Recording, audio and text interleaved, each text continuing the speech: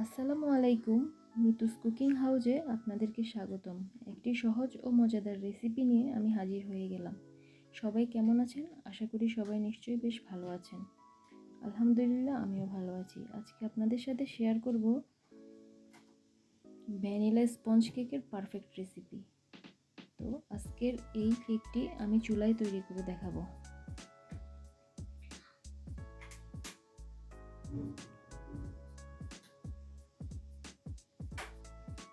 প্রথমে একটি চালনির মধ্যে নিয়ে নিলাম সমান করে মাপা আধা কাপ ময়দা, 1 টেবিল চামচ গুঁড়ো দুধ দিয়ে দিলাম,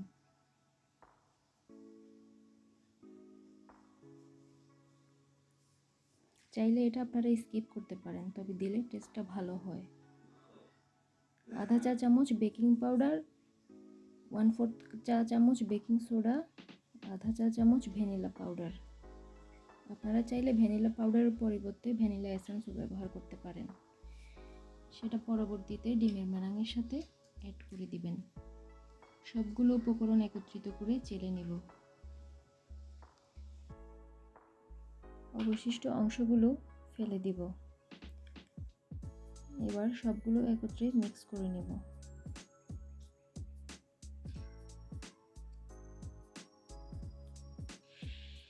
এবার নর্মাল টেম্পারেচারে থাকা দুটো ডিম নিয়ে নিলাম।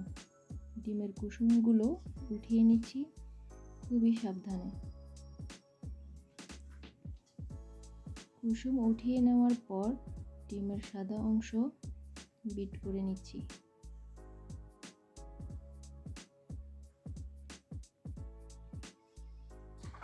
একটু ফোম ক্রিয়েট হলে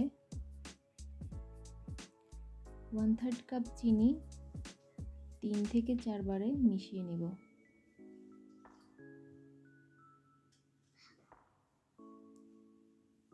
একটুখানি চিনি দিয়ে আমি ডিমের মেলাংটা তৈরি করে নিচ্ছি।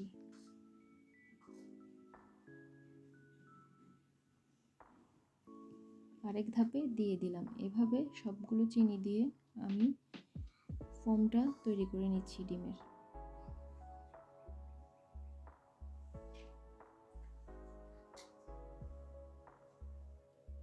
আমার ডিমের ফোমটা পারফেক্টভাবে রেডি হয়ে গিয়েছে।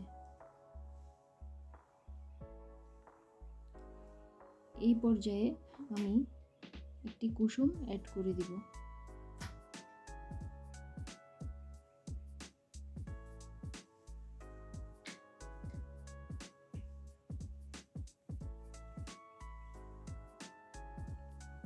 কুসুমটা দেওয়ার পর 1 মিনিট বিট করে নিব।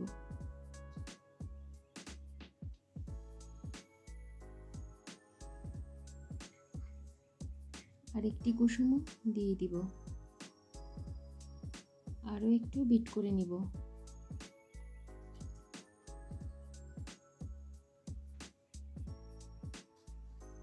এই পর্যায়ে 1 টেবিল চামচ তেল দিয়ে দিব। তেল দিয়ে 15 সেকেন্ড বিট করে নেব। স্পঞ্জ কেকে তেলটা না দিলেও হয়। আমার কাছে মনে হয় তেলটা দিলে কেকটা খেতে ভালো লাগে, ড্রাই লাগে না, ময়েস্ট থাকে। এই পর্যায়ে আমি শুকনো উপকরণগুলো মিশিয়ে নিচ্ছি।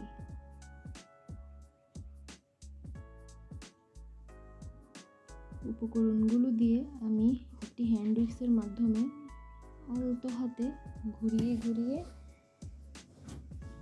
আস্তে আস্তে সবগুলো উপকরণ মিশিয়ে নেব। এইভাবে একটি হ্যান্ড উইক্সের মাধ্যমে সবগুলো উপকরণ মিশিয়ে নেব। 2 ধাপে আমার শুকনো উপকরণগুলো মিশানো হয়ে গিয়েছে।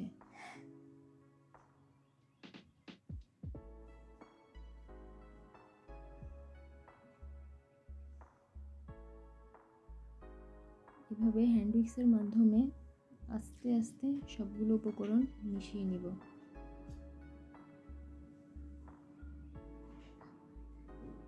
আলতো হাতে এই কাজটি করতে হবে। আমার ব্যাটারটা রেডি হয়ে গিয়েছে। এখন আমি 6 ইঞ্চি সাইজের একটি মোল্ড নিয়ে তার মধ্যে পেপার বিছিয়ে নিয়েছি অয়েল ব্রাশ করে। ব্যাটারটা দিয়ে হালকা ট্যাপ করে নিচ্ছি। একটি কাঠির সাহায্যে নাড়িয়ে দিচ্ছি।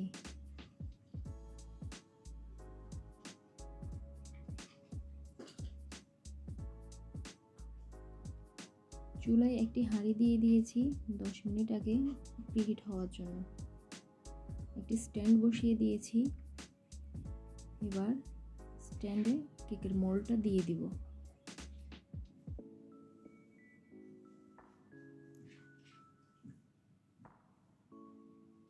চুলার হিট লো টু মিডিয়ামে রেখে আমি 20 মিনিট এটা কুক হওয়ার জন্য রেখে দিব।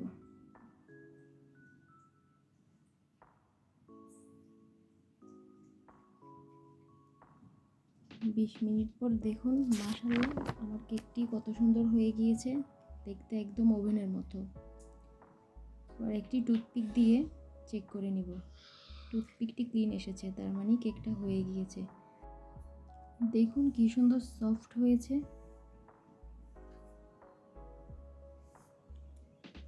তো ফ্রেন্ডস, আজকে এই পর্যন্ত। ভিডিওটি ভালো লাগলে অবশ্যই চ্যানেলটি সাবস্ক্রাইব করবেন। ভালো থাকবেন, সুস্থ থাকবেন, মিতুস কুকিং হাউজের সাথেই থাকবেন। আল্লাহ হাফেজ।